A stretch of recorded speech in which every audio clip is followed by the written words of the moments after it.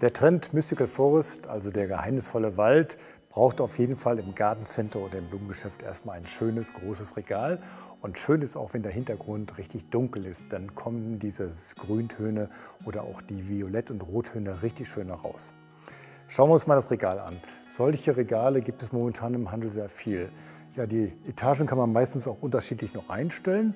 Wir haben es jetzt so gemacht, dass wir in diesem Fach hier, dem großen Fach, sogar ein Möbel eingestellt haben. Damit hat man den Bezug zum Wohnen, zum grünen Wohnen geschaffen.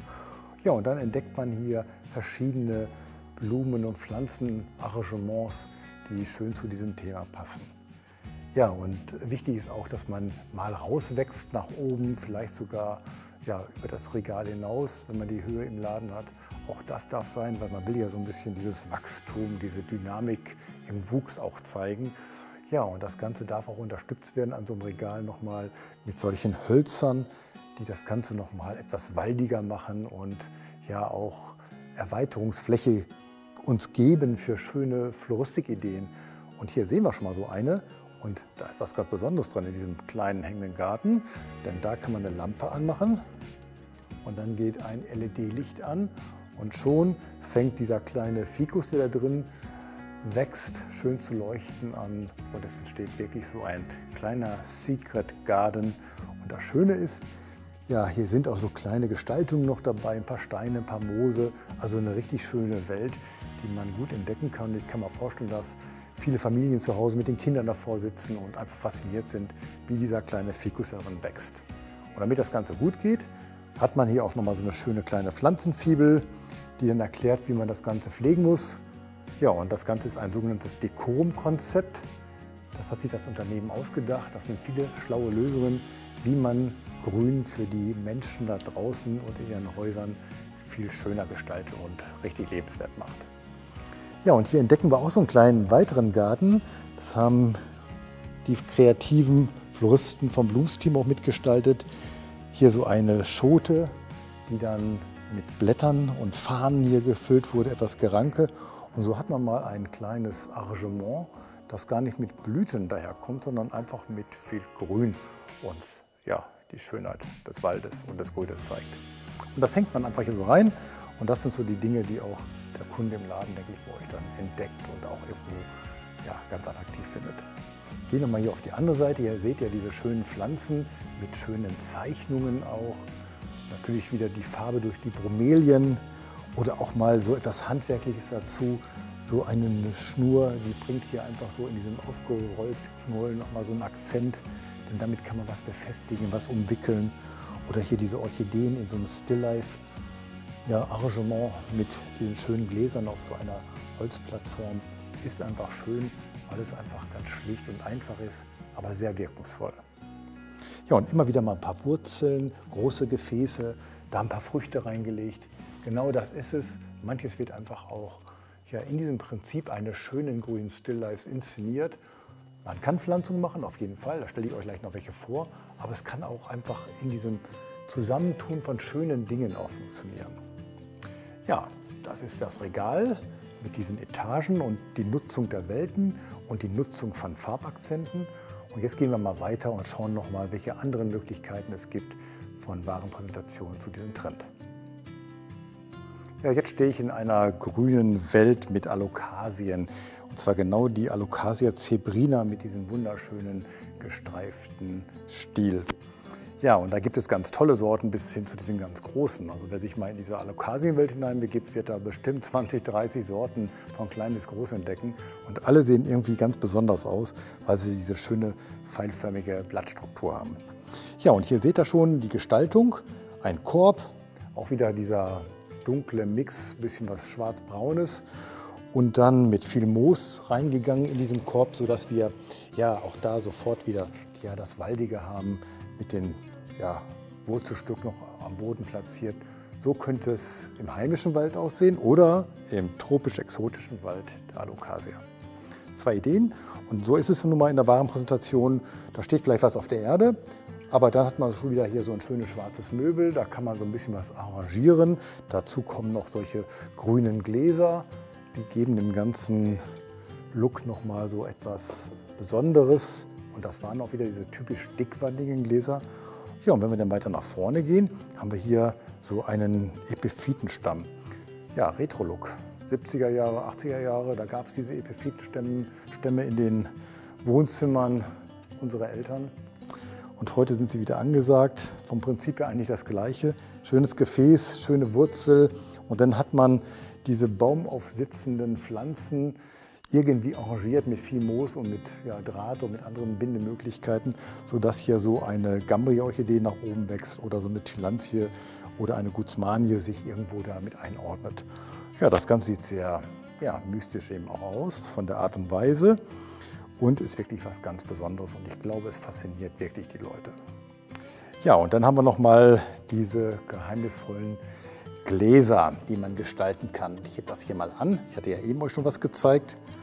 Und hier ist auch wieder so ein kleiner Ficus eingepflanzt in eine Glasvase mit einem Korkdeckel oben drauf. Steine dazu, Moos. Ja, und auch hier wieder diese Erklärung, wie man sowas pflegt und hegt und Spaß an so einem Secret Garden hat. Ja, eine Welt, die, glaube ich, ganz viele Verbraucher begeistert. Ja, das ist eine Inszenierung. So kann es im Blumengeschäft und Gartencentern aussehen. Aber wir haben noch viel mehr. Kommt einfach mit. So, hier habe ich eine Insellösung. Zwei kleine Regale, ganz niedrig, Hocker sagen wir mal dazu. Und hier so eine Art Sideboard, auch wieder mit einer zweiten Etage. Und schauen wir uns erstmal die Dekoration an. Also hier oben steht natürlich eine Floristik drauf, aber ich gehe jetzt erstmal auf das Ganze drumherum.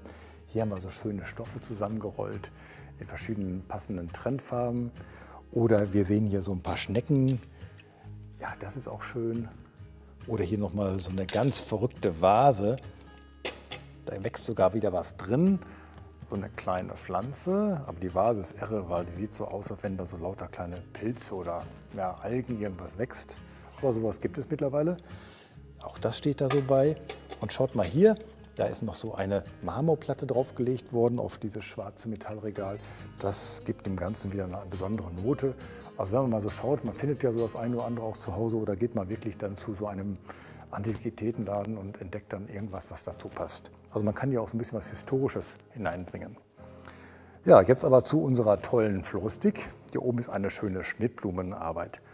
Auch hier erstmal große Hölzer reingesetzt, die dem Ganzen so eine Struktur geben. Und diese großen Cymbidium-Orchideen, die zeigen sich so richtig mit ihrer Dominanz in dieser Vase. Dazu wieder Luftwurzeln, ein paar Fasern, Blätter eingestellt. Hier vorne wachsen noch ein paar kleinere Blumen dazwischen. Aber man sieht schon ein richtiger Schnittblumen-Dschungelgarten, der sich hier uns so darstellt. Ja, und hier vorne sind es dann die einzelnen Cymbidium-Orchideen. Oft muss man manchmal bei der großen Rispe ein paar entfernen. Die bekommen dann ein kleines Orchideenröhrchen und das sind so kleine Moosbäumchen. Passt ja gut das Moos. Asparagus dazu, dann hier so eine kleine Blüte Eustoma dazu und schon hat man so kleine Mooszipfelmützen, irgendwelche Fantasiefiguren, die aus dem Wald in unser Wohnzimmer gerannt sein könnten. Ja, auch das mag ich sehr gerne. Ein schönes grünes Gefäß, auch wieder so etwas unregelmäßig, ganz dickwandig und schwer. Und hier haben wir dann solche Naturgefäße dabei mit Flechten, auch das geht sehr gut. Auch gerade so in der Kombination Keramik, etwas kleiner, hier die größere Pflanze. Also so ein Ensemble sieht sehr schön aus und vor allen Dingen, wenn es auch wieder auf so etwas wie ein Tablett oder so einen Hocker steht. Ja, und da drüben ist wieder so unser kleiner Secret Garden. Auch den können wir bestimmt wieder beleuchten. Mal schauen, wo der Knopf sitzt. Da ist er und schon leuchtet auch diese kleine Welt. Und ganz hier vorne nochmal ein Orchideengarten. Auch hier wieder mit Wurzeln, mit viel Moos, mit Geranke, sodass wir hier eine wieder botanische Welt haben, in die man schon so 2-3 Minuten eintaucht, um alle Besonderheiten zu sehen. Ja, ein schöner Trend, ein sehr vielfältiger Trend. Und ich habe noch ein paar andere kleine Überraschungen für euch. Ja, dann machen wir weiter. Jetzt möchte ich euch noch etwas Besonderes zeigen. Hier seht ihr diese großen, was sind das so, Naturstelen, so nenne ich es mal. Ja, das sind Metallgrundformen. Ich glaube, jeder hat irgendwas so zu Hause. Und die sind umflochten worden mit diesen Wasserhyazinthenblättern. Das kann man aber auch mit anderen Dingen machen. Auf jeden Fall ist das Schöne erstmal schon mal diese große, ruhige Naturfläche. Das passt gut zu diesem Ganzen hier. Und man hat die Möglichkeiten, dann auch mal so Rankpflanzen wie den Echinanthus hier zu präsentieren. Also es sieht aber schön aus, wie der davor so rankt und sich da so entlang räkelt. Ja, und dann hier und da mal wieder so ein Naturast dazu. Also hier kann man jetzt ganz viel befestigen und als Verkaufspräsentation nutzen. Und es gibt aber auch wieder dem Ganzen eine besondere Note, wenn man sowas aufbaut. Also ich denke, wenn ihr selber mal darüber nachdenkt, entdeckt ihr ganz viele Dinge, die ihr zu Hause habt, die man einfach da nutzen kann. Ja, und dann hier vorne wieder so eine kleine Stilllebenwelt mit Körben, in denen was drin ist. Das können auch mal Früchte sein, was auch immer. Das rundet das Ganze so ein bisschen ab. Ja, und bei den Pflanzen nochmal auch sowas hier nochmal vorgestellt. Philodendron, ich hatte eben ja die Alokasien schon erklärt, und steigt auch nochmal in die Philodendron-Welt ein. Also ihr habt da ganz viele, die großblättrigen, aber auch die kleinen, und das ist auch wieder so ein schöner hier mit diesen schönen Buchtungen. Es gibt so viele tolle neue Sorten, auch manchmal panaschierte, aber dieser Grüne ist eben auch schon klasse, passt hier sehr gut rein. Ja, das sind so diese neuen Pflanzen, die auch Freude machen. Ja, und Philodendron, ich sag mal, den kann jeder pflegen. Also das ist kein Problem. Das ist eine sehr tolerante Pflanze. Ja, hier habe ich so ein paar Schnittblumen mal zusammengestellt, die in den Trend Mystical Forest ganz gut passen. Fange ich mal mit den Lisianthus an. Ja, erstmal ganz viel Grün in den Knospen und dann bekommen sie diese schöne bräunlich-violette Farbe, also richtig klasse zu diesem Trend. Aber auch solche Chrysanthemen in diesen Farben setzen schöne Akzente, Farbakzente in einem großen grünen Umfeld. Ja, grünes Umfeld hier mit Asparagus, ganz viele verschiedene Sorten. Auch diese erleben jetzt gerade wieder eine Renaissance, weil das so ein krautiges Grün ist. Passt sehr schön, aber wir könnten auch Blätter noch dazu nehmen. Also es gibt ganz viel, was passt. Aber auch die Cymbidium-Orchidee kommen wieder zurück. Grün, Bordeaux, all das passt gut zu diesem Trend, halten auch sehr gut.